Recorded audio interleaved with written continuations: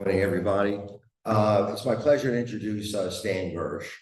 Stan Gersch has been a practicing orthodontist for over 40 years. He has offices in Westfield, Cranford, and Linden. He also has the good fortune of having his son join his practice a number of years ago, and they're just a great team. Stan is also the director for Invisalign training in connection with the NYU postgraduate orthodontic program, and he's on the faculty of Align Technology, the company which manufactures and distributes Invisalign braces. At this point in time, Invisalign has produced, and people have used over 20 million what are they called, pairs or of braces around the. Stan has done over 5,000 cases. He's in the top 1% of the world as a provider. He lectures often in the United States, and what Stan is going to talk about really is his looking for technology in a way that would advance his practice, and that conversion with the advent and the growth of Invisalign. And finally, I'd like to say, I know Stan for many, many years. He's a great orthodontist. He's a great husband, great dad, and a really great friend. So here you have Stan Gersch. Sorry about that. So when Bob asked me to do this, he told me a little bit about the group, and he said sometimes people open up with a joke. So I'm not necessarily a joke teller, but I'll tell you this one dental joke that I know, and I will tell you honestly that a friend supplied that to me. This guy goes over to an oral surgeon and says, I need to know how much it'll cost to have a wisdom tooth removed, you know? And the surgeon says to him, well, it's about $300. And he says, well, that's too much. He says, can you do any better? And the guy says, well, I could avoid the anesthesia, and it would probably bring it down to about $200. He says, well, what about if we could make it even cheaper? He says, well, if I don't have to provide any anesthesia, I could probably even do it a little less. He says, well, how much would that be? He says, probably about $125. He says, that's too much. He says, what about if I don't sterilize the instruments? He says, that's okay with me. He says, well, it'd probably be about $75. Finally, after going on, he gets the price down using no anesthesia, no nothing. He says, I could get it down to $25, but that's the lowest I can go. He says, okay, I'll make an appointment for my mother-in-law for next Tuesday. That's it. So today I'm going to talk about the history of Invisalign. And let me just say that my background, I lecture a lot for Align, and I lecture at NYU a lot. And I'm a clinical orthodontist, okay? And orthodontics, my background is when I entered college at City College of New York, I entered it as an electrical engineer. And after my first elimination course of Physics 101, I knew that I better switch to biology. It was just too much for me to deal with engineering. So I went into dental school. I graduated in 1970, I think it was, from college, then 74 from Tufts University. Then I did a residency at Montefiore Hospital in the Bronx, and then ultimately I did my postgraduate orthodontic training at NYU School of Dentistry.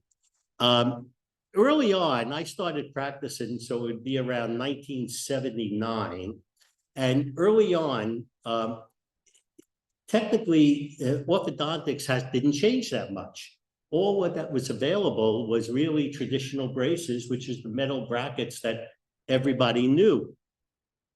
And basically, those brackets we were engineers. We were engineers because the brackets had no design to them. It was just a slot for all intents and purposes.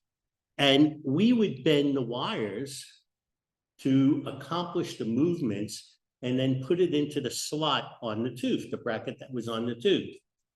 And as time went on, you could see things were changing.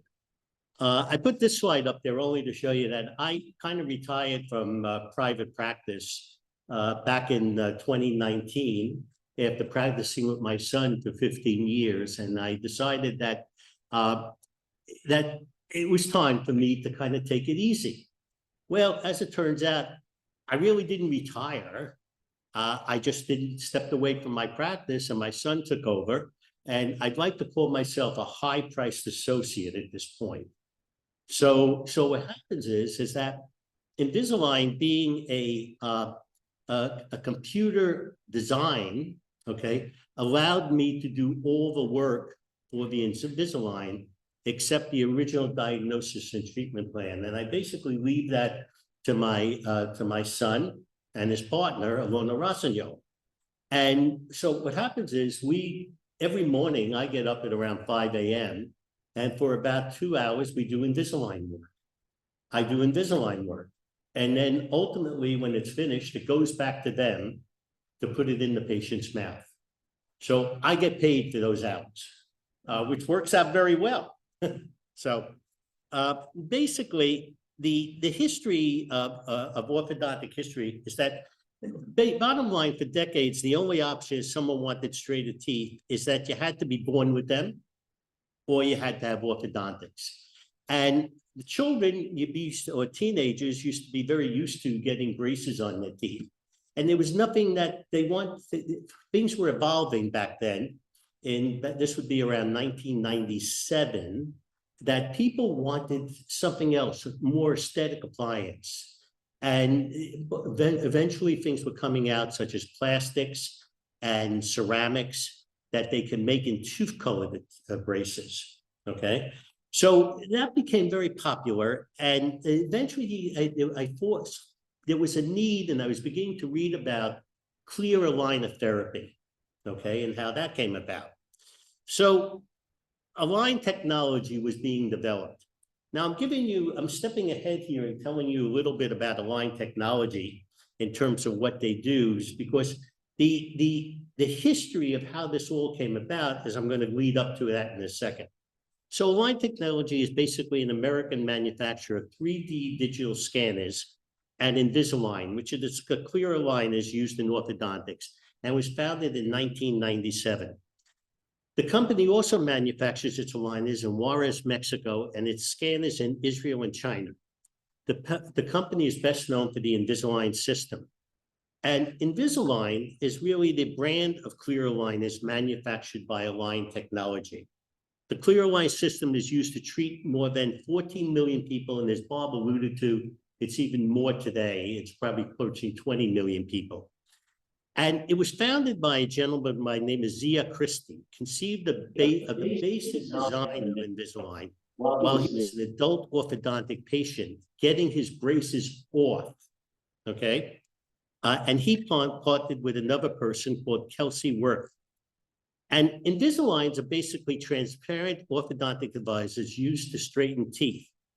Invisalign came about when a Stanford student named Zia Christie made the discovery that a set of retainers, now he was getting his retainers at the time, which if anybody here has had orthodontics or their children at the time and nowadays grandchildren at the time, they had a retainer. It was basically a plastic piece which went against the roof of their mouth, and there was a metal bar that crossed the front, okay?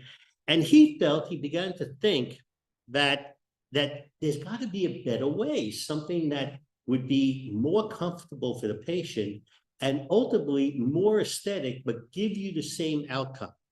So when he came back, and I've been using Invisalign since 1999. So you got to keep in mind, this was starting to develop in 1997, okay? And Invisalign is basically an aesthetic orthodontic treatment developed for adults. It all started for adults and was supposed to be orthodontists only who were going to use it, teens, and eventually now we do it in children who can benefit from improved function of their teeth and straight teeth. It's a series of clear, custom-made, removable aligners.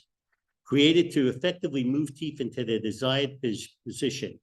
And it combines proven orthodontic science with 3D computer graphics to project tooth movement.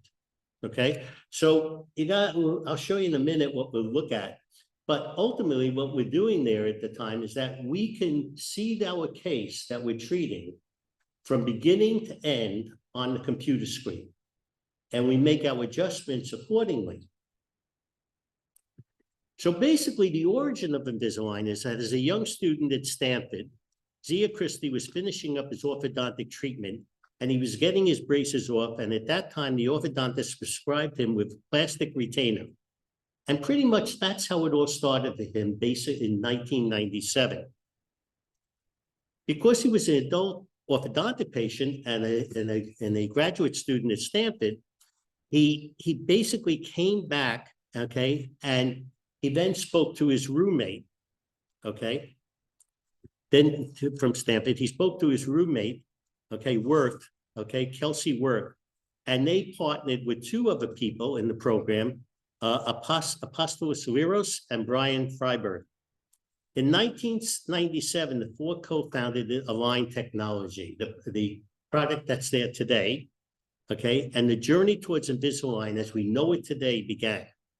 Okay, the idea was good enough and they developed it far enough that Kleiner, Perkin, Caulfield, and Byers, an investment group, invested in the project. In a garage in Menlo Park, California, the small company began looking at how to create a set of aligners that could legitimately mimic the results of the metal braces, okay? That metal braces, as we all knew, were provided. As graduate students still earning their degrees at Stanford, Liros and Freiberger had access to design software in a computer lab at the university. They employed the talents, okay, of Mark Lavoie to help them learn how to mimic a solid physical object with a computer-assisted design model, and then how to recreate the object using 3D printing technology. It was through this development of the system that they wrote a program that could design all the different stages of the retainers that would become the Invisalign system. The program could model a person's current bite and then design the aligners that the person would need to achieve a straight, attractive smile. So in those days, in 1997, 98, it was really revolutionary to be able to see this on a computer program and take it, okay? Take it from beginning to end. And more, okay, I felt, wow, this is interesting. I guess maybe it was the Graduate movie that interested me when they said that plastics is the future in the Graduate movie. So the program could model a person's current bite and then design it to go further. After years of development, the project was submitted to the FDA, who gave it approval. Align Technology was now free to sell the product in the United States. So in the early days of 1999, I was one of the few people that was still using it in the greater New Jersey area. And while Christie and Worth were, and the four of them were graduate students, they weren't really business people. So they kind of embarked on advertising this and set out to be, but they didn't really know how to set up a company. And it was around that time that they brought in a CEO by the name of Tom Prescott, okay? So they had a lot of problems. They were, they were making money, but they were spending more than they were making. When the Align system was first introduced, most orthodontists, and you got to realize that then, most orthodontists were against this. They really weren't, because they were afraid to start on something that we didn't know. And pretty much it became problematic. And I'll explain to you in a second how that became problematic, okay?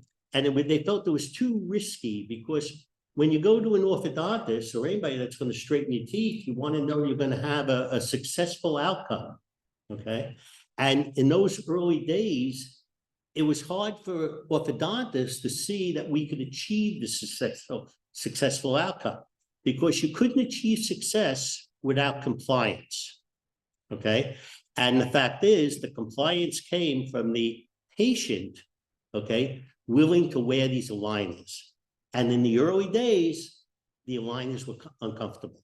It's not like the aligners that we can manufacture today. The aligners were uncomfortable because the plastic was stiff. It didn't have a lot of resiliency in those days, but it worked, okay?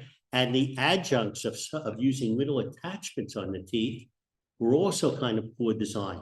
But as time went on from 2000 moving forward, all that improved, okay? So here I was asked to join the faculty of NYU PG Orthodontic program in 2000, both teaching as at the NYU postgraduate level and lecturing for Align, okay?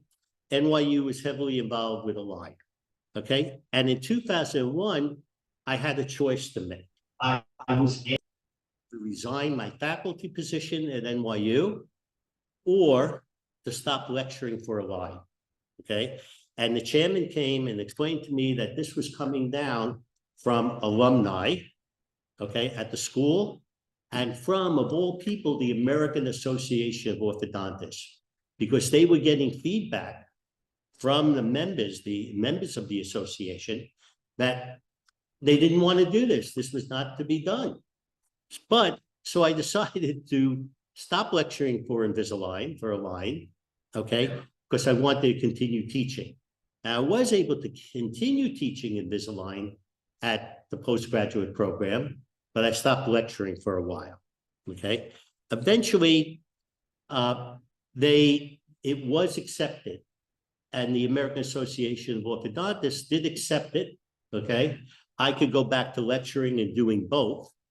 And today, eventually the company went public. Unfortunately, I didn't buy enough stock, okay? Because a company that I had access to back in those days it started at $11 a share. It went down to $6 a share, okay? And I guess it made me a little skeptical. So early on, I sold my shares, but now that company that could have been bought for $6 a share back then is valued at, I think, close to $260 or $280 a share. So if that was the case, I probably wouldn't be lecturing anymore. Things happen, you know? So by 2003, both Christie and Wirth, the two original founders, Tom Prescott, in a way, forced them out of the company of Align, because now it was a public company, and they decided to form their own new company called OrthoClear, okay? And eventually, Align sued them for patent infringements, okay? And a lot of different things, and they agreed to settle for $20 million. I think Christie went back to India. I'm not sure what happened to Wirth. For me, I continued lecturing and traveling and involved in the certification process, because the American Association of Orthodontists kind of dictated that if you're going to allow people to use this, if orthodontists are going to use this, they got to be certified. So my job back then was to go around the country and certifying and offer courses, okay, to teach Invisalign and how to do it, how to interpret the results, how to work the computer program, and lecture to the students at NYU as part of their graduation. They couldn't get their postgraduate orthodontic certificates until they took the course. And in those days, the course was a week long before they could use it and practice. So I became much involved in the certification process. And Invisalign made it possible for those who would never choose to have metal braces, either for cosmetic or health reasons, to get straighter teeth that they wanted. And Invisalign solved many of these concerns that came along with metal braces and their variations. The biggest change being an orthodontic treatment that can be removed from the mouth for eating and cleaning, but which is still effective as metal braces. And I put on the back table, what, if you don't know what the Invisalign material looks like, I put a model out there with the aligners on them. It's a model, it's not a patient's mouth. I'll show you that later, okay?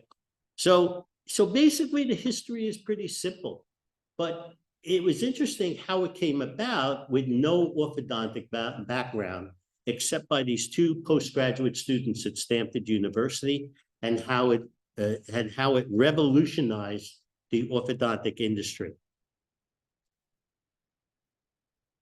So pretty much as I said in the very beginning with this lecture, is that in orthodontics is really tooth engineering. We basically, in education, spend most of our time learning how to engineer the movement of teeth. You just can't move them through the bone. There's limitations on the bone. There's the angles that you got to keep the teeth at, okay, when you're doing it. So you went from clear aligners, brackets, and wires. But the same principles of orthodontic movement had to apply irrespective of the appliance used. The fundamental principle of biomechanics is you got to determine the force system required, then design the appliance on that. Okay? And the ideal properties of a aligner is to have high resiliency, the ability that when it moves over the crooked teeth, okay, it won't distort. So you have to have a highly resilient product. It can't be too stiff. It got to be able to spring back. It has to have a long range of action.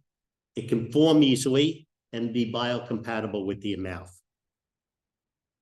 So the reason I show this picture is that you could see on there that, so when teeth are misplaced, like this tooth is over here, the upper left lateral incisor and the upper right canine and the teeth on the bottom, you got to be able to have something that's resilient, meaning it could go over the teeth to help move them. But then when you take it off, it has to still maintain its shape. Okay. And the liners were worn every 2 weeks.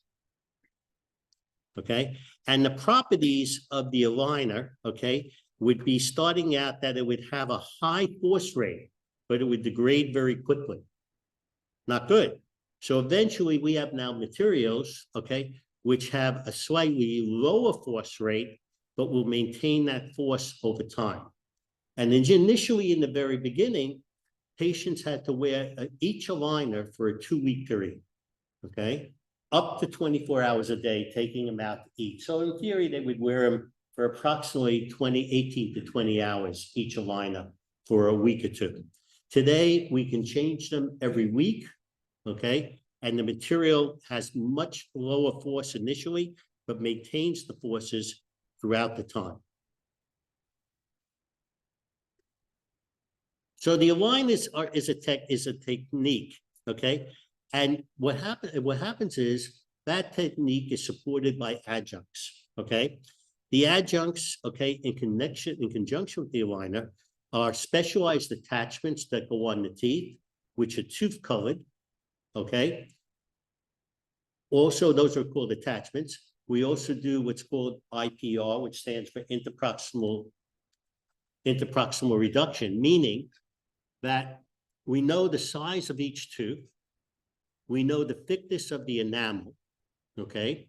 And just to give you a little dental education, enamel really has no nerve endings. The part that you see has no nerve endings. And we could take off, okay, approximately 1.5 millimeters on each side of the tooth, okay, to gain room to push a tooth that's out of line into place. But we keep that to, even though we have clearance of around 1.5 millimeters on each side, we keep that to 0.5 millimeters. So if we go in between the tooth with a little disc, we're actually taking off 0.25 millimeters on each side of a tooth to gain space to move it into place. And people, while they worry about that having sensitivity afterwards, they don't. They don't have any sensitivity, okay? And the use of elastics, okay? And I have a very short video just to show you how the original manufacturing started. An invisible way to gradually straighten teeth into a perfect smile. Looks simple, right? The fact is, the simplicity of the Invisalign product belies the sophistication of our underlying manufacturing process. A process designed specifically for orthodontics' unique requirements. Our mission from the very beginning has been to fulfill the treatment needs of doctors faster, better, and more cost-effectively than ever before. We realize that no two patients' needs are alike, and no two stages of treatment are the same for any patient, and that each series of aligners must precisely match the doctor's prescribed treatment. Align Technology, with headquarters in Santa Clara, California, applied the latest advances in 3D computer technology and up-to-date manufacturing methods to mass-produce custom items. The result? Millions of unique, custom, and easy-to-use aligners. The Invisalign process begins much like it does with traditional braces, with the doctor making an initial diagnosis and mapping out a course of treatment. These are sent to Align Technology along with the patient's x-rays and impressions of the teeth and bite. First, the impressions are prepped. Then, the x-rays and photographs are scanned to create a complete digital dental record. Next, three-dimensional digital representations are created from the doctor's impressions. Analyzed using computed tomography, the impression is loaded into a specialized holder, which orients it correctly inside to begin the scanning process. A highly precise three-dimensional digital representation is created, including the dentition and interproximal spaces. The integration of CT scanning technology into our manufacturing process is just one example of our unceasing effort to evolve and improve. Once scanned, the 3D image is accessed by technicians who transform the raw data into a plan for the manufacture of custom aligners. The process is comprised of 3 phases of analysis: the cutting process, creating the final setup, and the staging process. Treat is Align's proprietary software solution. A number of issued patents, pending patents, and other intellectual property protect the Treat software. To begin, the cut process isolates data for each tooth into separate geometric units. Each crown is painted to distinguish between tooth anatomy and gingival tissue. A specialized computer program aligns the arches. Then the occlusal relationship is manually adjusted using patient photos for maximum accuracy. The bite is checked for accuracy by verifying that contact points match the anatomy. At this point, each 3D tooth represents the actual tooth's physical condition prior to treatment. Now, the separated teeth can be moved as individual units into the arch form. The technician moves specific teeth into alignment, creating a final setup of the patient's teeth which precisely matches the doctor's prescription. Then the technician reapplies the gingival tissue that was removed during the cutting process. The final step, staging, determines the series of sequential stages in treatment. Here, the technician simulates moving the teeth from the pre-treatment state to their final desired position according to the doctor's prescribed treatment plan. Each sequential stage represents gradual tooth movement achieved with each aligner in the full series.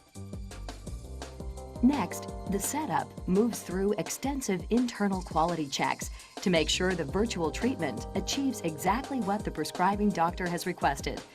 And Align's clinical team also provides oversight throughout the treatment process. This simulation is then electronically delivered to the prescribing doctor for the final quality check via ClinCheck. By reviewing and modifying, if necessary, the virtual treatment, the doctor retains complete control over the manufacturing plan for the aligners. When approved, the plan is used to construct a series of dental models formed out of photosensitive thermoplastic. This process has been specifically adapted for Align Technology. Each of these machines performs stereolithography to take the digital information and create an exact physical replica. A laser beam solidifies liquid resin layer by layer to produce a series of models replicating each stage of treatment for each patient. Here too, Align Technology has applied advanced engineering to its processes as the first company in the world to use stereolithography in a high-volume manufacturing environment.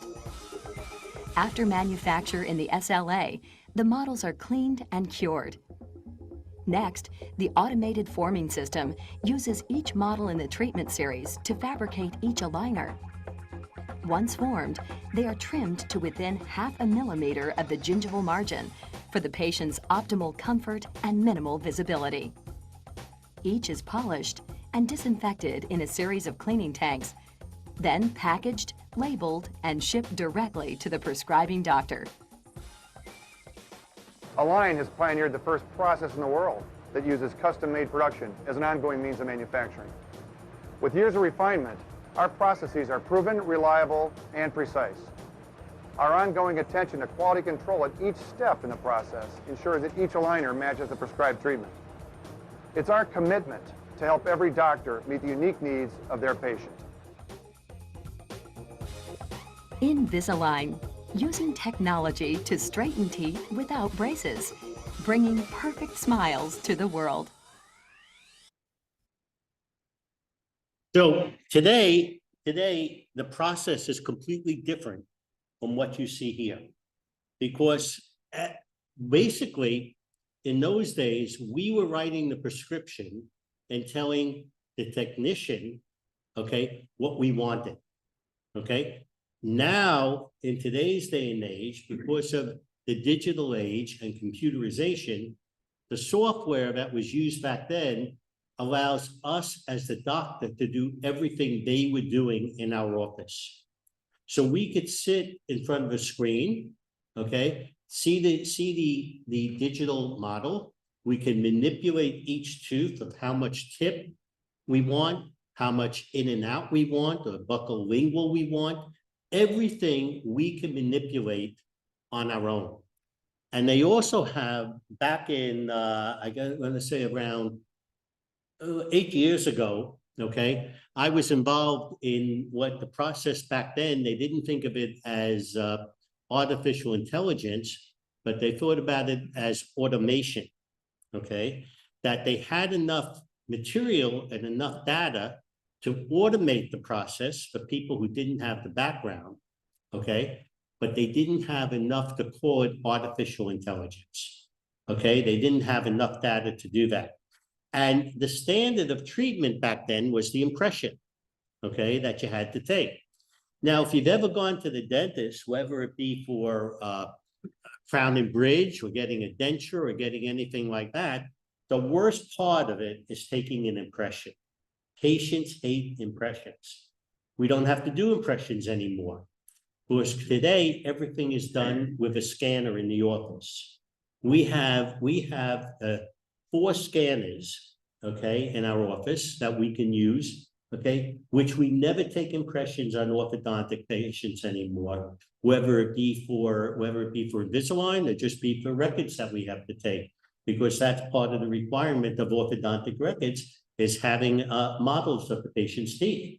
So we use a scanner, but just to give you a little background, the impression was the main way that we did it, okay? And the impression had to be a material that was called polyvinyl siloxane, okay? And it made an incredible accurate impression. And my students at NYU used to hate when they had to take these impressions, because they would get rejected easily. Either they didn't cover enough of the tooth, they didn't go back far enough, okay? And after trying 4 or 5 tries, they would ask me to come over.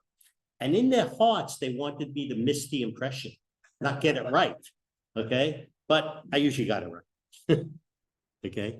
So it started with the impression, okay? Always taken with PVS, polyvinyl siloxane impression material.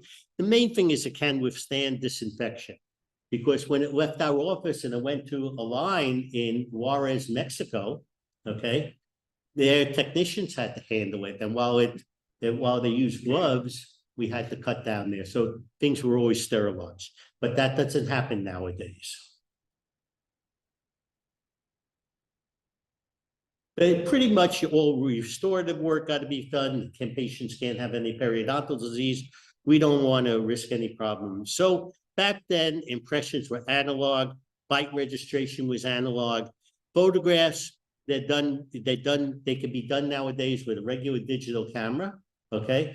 Or you could even use the scanner to take photographs, which work out pretty well. X-rays, very simple. We don't have to put anything in the mouth. It's all done with an X-ray that just gets called a Panorex that goes around the head, as well as what's called a cephalogram, which is a side view of an X-ray that we could see the teeth and where they relate from a labial view and lingual view. And the prescription form has to be sent in. Are they popular today? Incredible, okay? And the number of adult patients is supported by the number of teenage patients. And now we're even starting to use them in children, growing children, okay? Which kids today, and we got to give them what the public wants. So a lot of the younger ones, when they see their sisters or brothers have them older, the younger ones want Invisalign also. We could treat them with Invisalign, okay? And it was made popular because of actors and actresses like Zac Efron, Justin Bieber, Tom Cruise, Khloe Kardashian, and Oprah Winfrey. They all had it. And last year, a couple of years back, they started a sponsorship with the NFL. So we used to have a couple of patients in our practice from the Jets and the Giants of football players who wanted them. Problem with football players are you never knew if the next season they'd move on to someplace else. So not all of them finished their treatment where they started. I'm sorry, what'd you say? That's hockey players. Football players wear mouth guards. They have a little bit more up here. When was the last time you saw a hockey player with front teeth? You know? So, and this is just a little slide on the initial public offering back in 2001. You know, the company sales in 17 were $1 billion for the first time since 2016. Its products are being used in about 8% of people who got braces. As of February 23rd, Align Technology has assisted over 234,000 doctors and treated over 14.5 million patients worldwide. So, and today there are alternatives. I'll be honest with you, orthodontists and dentists who now use the product don't like the alternatives with teleorthodontics, teledentistry, because there was a company, I forgot the name of it, but they're out of business now, because they tried to do everything online or the patient self-directed. I forgot the name of it. You could see stores, huh? You recall that? Yeah. They would set up stores and the patient would just go in there, get a scan, and ultimately it just didn't work.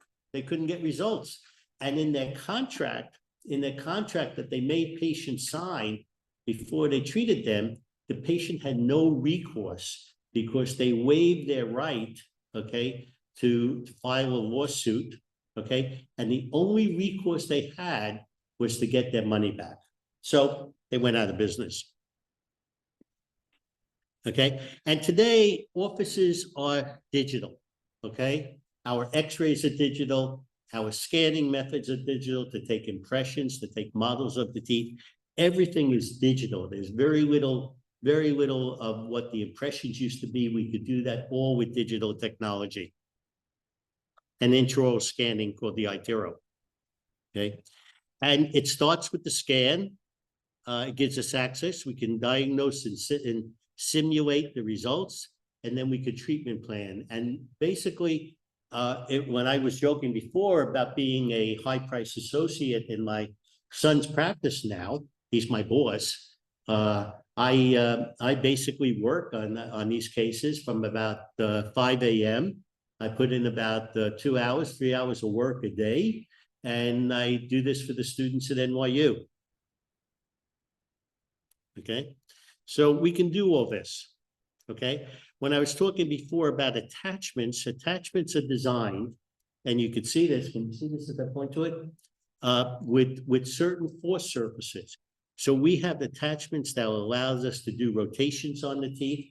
In the mouth, they're not red. This is only for viewing purposes on the slide. We put them in red, okay? But they're tooth-colored, so you don't see them, okay? We have our attachments for extrusion, okay? The force surface is on the, if this can pinpoint it a little bit, the force surface is on the outside of the model. And like when you have a rotation, it moves it into that position. Okay, we have other attachments for extrusion of front teeth, for intrusion of posterior teeth. For intrusion of front posterior teeth, if we need to intrude the posterior teeth, that really comes from the forces on the front teeth, because the aligner could do that for us. They can put pressure points in the aligner that allows it to do what we want. Okay, but it all comes down no matter what we do, to patient compliance. If they don't wear it, it's not going to work. We can tip teeth, we can move them basically wherever we want within the aligner. Okay, and we have pressure areas. So we might have a button or a button on the front surface of this tooth. Okay, the aligner can have a pressure point built into the plastic material on the lingual surface or behind the tooth that allows us to rotate this tooth into place. Okay, and nowadays aligners come up with a way to put this, which used to be an attachment on the surface of your tooth, and put a pressure point there, so we can create a rotational force on that tooth to turn this part towards the labial or the lip side, and this side over here towards the lingual, okay, or tongue side of the mouth. Everybody in here is going to be able to do Invisalign when you're finished. I think you will. Sir. Huh? I'll certify you. So, and basically all of what they're showing these slides is that we can treat very mild cases, mild to moderate cases, moderate to severe cases, and then cases in the growing child. Okay, and it makes it pretty easy, the growing child, because you really see how they develop. And the interesting thing is, we used to think that the growing child or a child wouldn't be compliant. Well, they tend to be more compliant than many of the adults. Why? Because if they didn't want braces to begin with, the alternative is to stop treatment and put on regular braces on the teeth. So things have changed. So there's big compliance. Okay, and basically this is just a slide. It might be a little too soft to see, but how Align has changed with from the beginning days to the scanner. Okay, and this is what the scanner looks like in the office when we could see it, and then we can work from this model, okay, to help see what we want to create. We can move the teeth, okay, on the model, and decide, do we need to put any of the what's called IPR, interproximal reduction into teeth? If we do it with no IPR to move those teeth back to eliminate the crowding, we might get heavy contacts on the front teeth. We don't want that, okay? So we can also do it with extractions of teeth. We can shift teeth. This is what a typical my screen would look like, that we have these controls over here in order to tip the tooth in all directions that we want to do it. Okay, set up the model and we can review it. Okay, we can do it basically anything we want in the digital environment before it's manufactured, and then send it off to them for manufacturing and then delivery to our office. This is pretty much what a scanner looks like. Okay, back in the days, it was always questionable whether we could extract teeth with Invisalign, and we can do that also by creating tipping points. And basically, this is just a slide that I would show my students. By putting on attachments on certain teeth, we tip the roots forward, okay, and that creates an anchor in the back of the back teeth against the front teeth to close the space.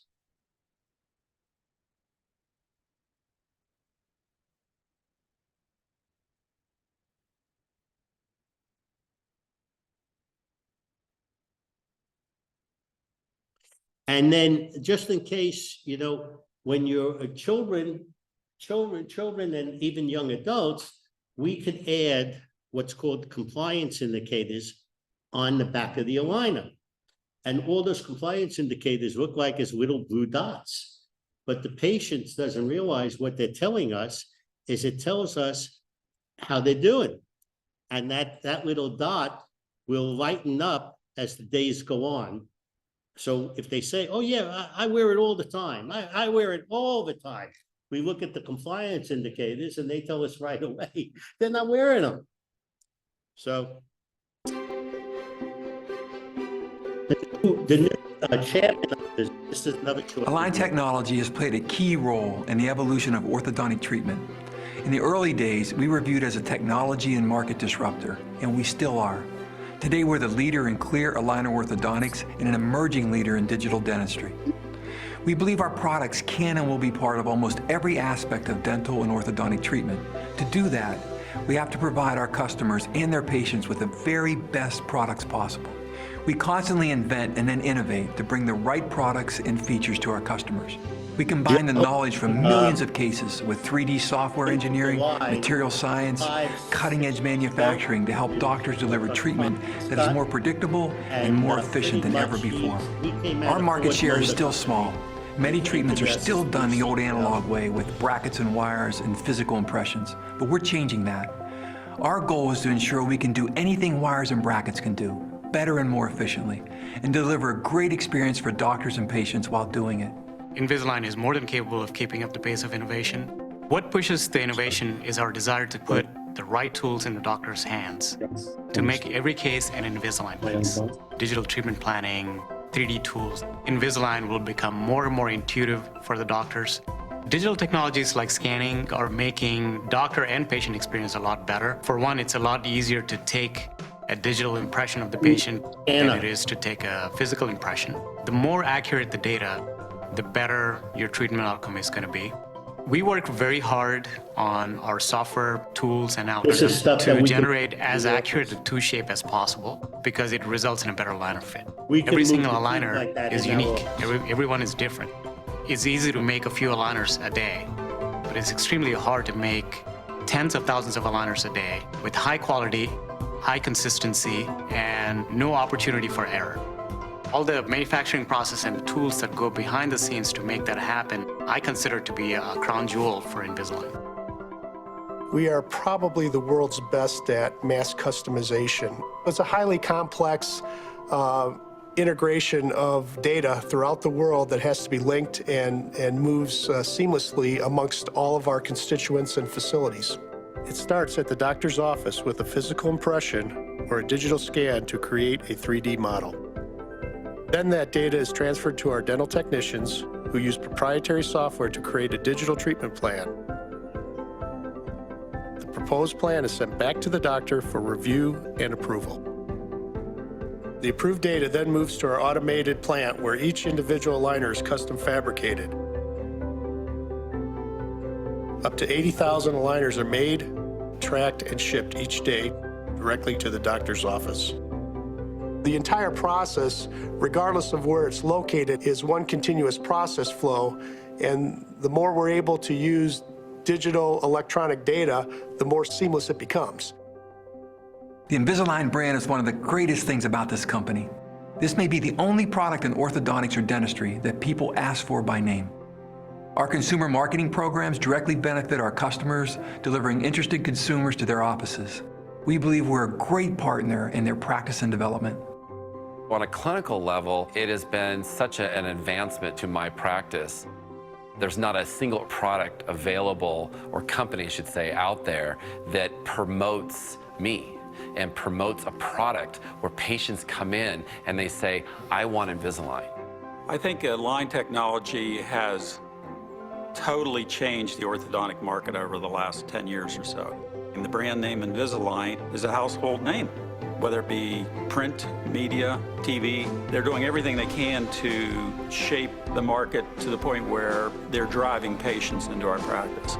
To be a great partner to our customers, we have to help their practices grow and prosper. Our investments in consumer marketing help reach potential patients, educate them about their choices, and then connect them with a great practice. Together with our customers, we've now treated more than 3 million patients worldwide. And in the future, we believe every case will be an Invisalign case. Align technology has almost unlimited opportunity. We can help deliver better treatment for patients and better success for practices by leveraging the best of what technology can bring to treatment today and in the future.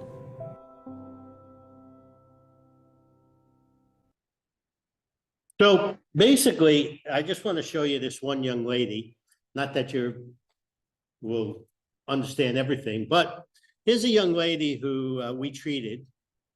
And I always show this to my students about what would they do. How would they correct this tooth? Would they extract teeth? Would they treat it without taking out teeth? Or would they resort to traditional appliances? And does it really matter whether they use Invisalign or they use traditional braces? Okay, so this is what her face, very pretty, very pretty. You know, she has a good profile, a good nose, you know, everything looks good about her, a nice smile arc in the front. Okay, this is her mouth. Her front teeth tip in, lots of crowding. Okay, you'll see that in a second. Okay, he has this one tooth sitting in the back. Okay, one tooth sticking out in the front, and this one behind it. Okay. And pretty much, how would you get to the end of this? How would you satisfy this young lady? Plus, she comes in and says, I really don't want to wear braces. Okay, so how am I going to help this person out? Okay, well, this is how she finished. Okay, and what we did is we basically took out the one tooth on the bottom and we got everything in where they belong. And pretty much this is where she started. And this is where she finished. So Invisalign can do it. And I thank you. Thank you. And I'll seize the first question. Okay. My question is about the approval process. Most of us are familiar with the pharmaceutical industry, and you have phase 1, phase 2, phase 3. In order to get a pharmaceutical to the point of approval. Now, an aligner probably doesn't have as many bad side effects, so maybe there's a different kind of approval process. But my question is, what was the approval process that had to be gone through for the Invisalign aligners?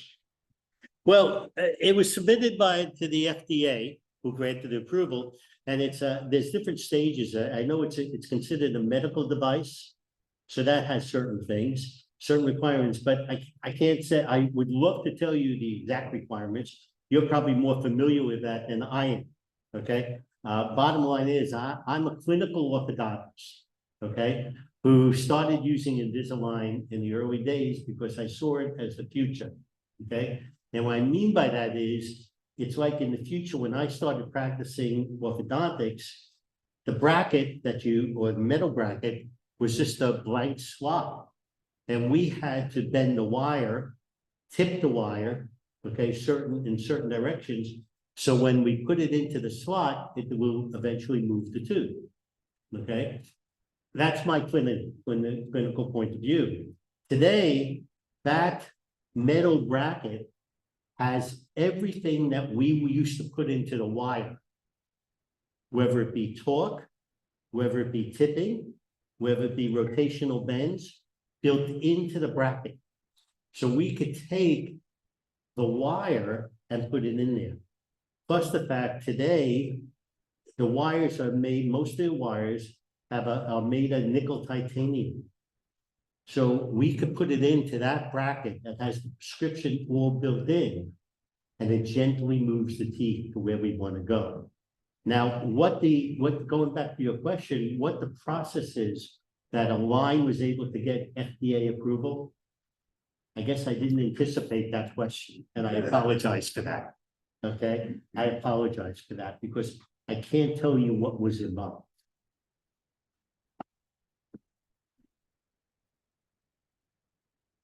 So, as I understood it, Invisalign has about 8% market penetration. I think it's much more today. That was an old. Okay, but still, there's still a lot of patients, a lot of tin grins out there. Still. Yes, oh, absolutely. Okay, so comparing to the old metal, yours, cost, time, and also, how many of these little things would I get? Okay. And now finally, I need it in both my bottom and my top. Yeah, I Do see you that. guys, you guys,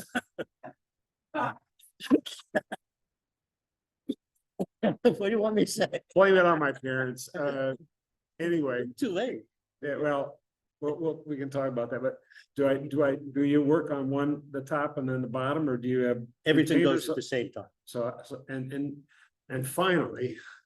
It's a long question. Anybody writing Yeah. this down? And finally, what? That's it. So let me see if I can get this all right. So from a cost point of view, Invisalign is about I can tell you that when I started doing Invisalign in the early days, okay, back in the early 2000s and mid 2000s, I was charging more for a case back then than today. Okay. And I think that some of that came about because it was more involved. It took me more time to do. Okay. But today, I would say that in our office anyway, a full case, like you might be, okay, is probably around $6,000. Okay. And that includes both arches. And that's probably about the same as traditional braces.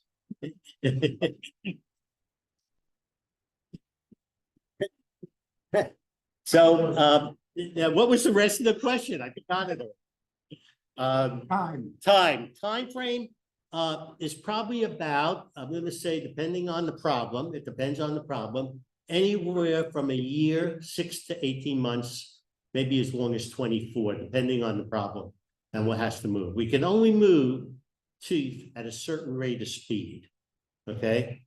And if we can't just say, okay, let's take this tooth, okay, this tooth that's here, move it here or move it here as quickly as we want. We can't, because it won't be biologically acceptable to the bone that's around it. Did I address them all? For your problem? Do we have a chair here? I mean, yeah. How many? You could get upwards of 25, 20, 25, 30. It really depends on the problem and the severity of the problem. Actually, nowadays, it's about a week, 7 days on each one. So it moves much faster. And that's because the material today is much more resilient. Okay, it can maintain that resiliency and the force for longer periods of time within the week. You know, I would say, and I did it on myself, when they first go in, there's a little bit of discomfort, very little, but you get used to it right away. Jim Blinn, online. Well, Mitch asked every question that I was going to ask, so thank you for answering Mitch's questions. Either way. Thanks. Are running a little bit late. Are you able to? I got time. Continue this? You got me for free. So. Let me ask our questioners to be succinct in their questions, and we'll go to in person here. Adrian Horton. Hi. That was truly an impressive presentation. Thank you. And really quite comprehensive. It's the nicest thing someone said about me. I wondered what range of ages, you've mentioned, of course, young people, teenagers, but you've mentioned adults a couple of times. Right. How senior can the adults become? and what is it that limits the process? Okay, so the age range is really kind of off.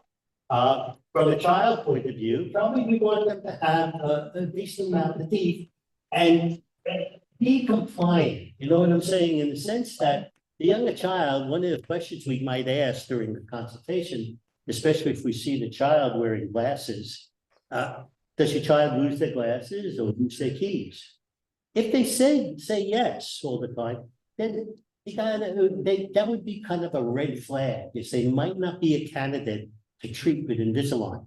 Because chances are, if they take it out at lunchtime, something like that to eat, they're gonna forget where it is.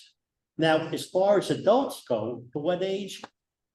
I think the oldest patient that we had in our practice was around 87, 88.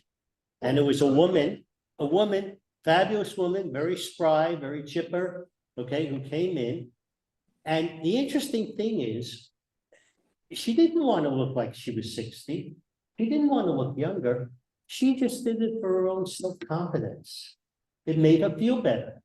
Okay, so at the upper age, unless they have some periodontal concerns, some gum problems, okay, we could treat them. But we put a lot of time in that consultation explaining to them what they're going to experience. And it's not pain, it's more the compliance with the product.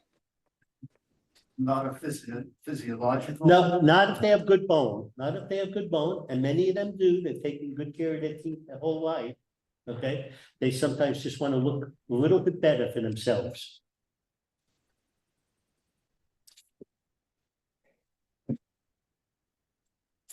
A theoretical question. Uh-oh. If you manipulate the teeth on the upper, but the bottom you leave alone, will the bottom teeth respond to what you've done with the upper teeth? Does that make sense? Yeah, I think it does. Okay, so if I can rephrase your question, I guess the question is a little bit like, if a person comes in and they're concerned about a problem on their upper teeth, do they have to have treatment to the upper and the bottom teeth? Or what happens if you just do the upper? what happens, it basically, as long as we're not changing the bite and we're not changing the bite, they should be able to function as well as they did, if not better.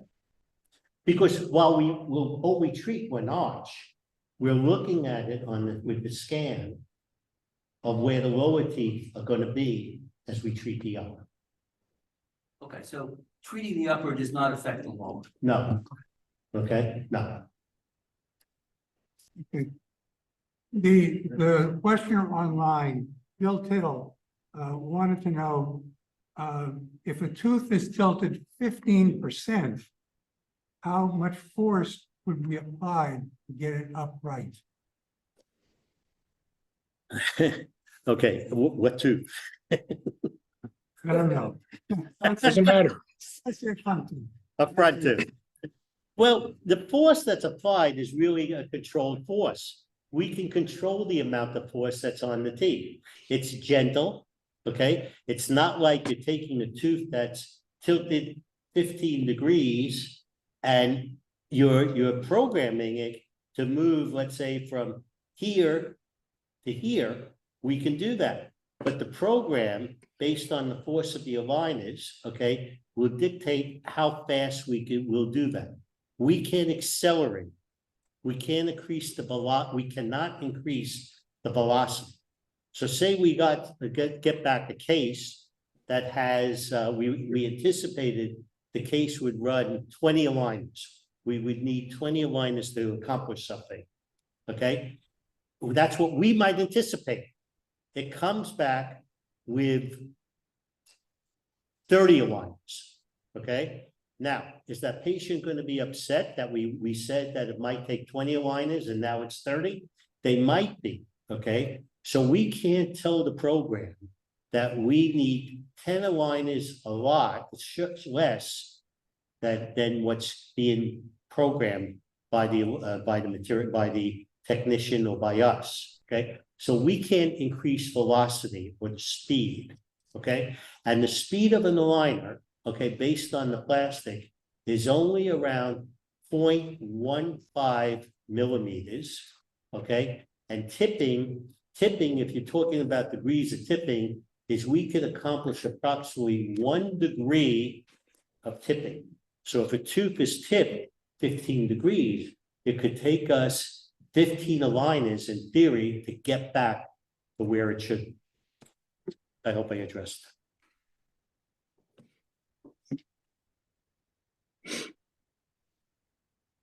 Looks like we had some interest over here with all the questions. Stan, thank you so much. Thank you. I just want to say one thing. I've always been intrigued by entrepreneurs who take a chance.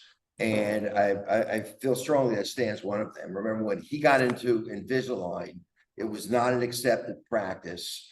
Everybody was doing traditional braces. And now it is, you know, like the cell phone. It was a disruptive a product. This is what Invisalign was, and it's really a great story as you see an entire industry move in a different direction. So Thank you. that's my buddy over here, right? But in any event, Stan, we have two ways that we show our appreciation to our speakers. One is a certificate of appreciation. Thank you. And as you will see, our logo is an orchard. You may or may not know that the orchard was actually Summit, where Old Garden was formed. Summit was the orchard capital of the country, actually, and it was sold abroad as well. So we use the orchard both to recognize Summit and also the Old Guard. And the second and the best one is the Old Guard cheer. Thank you.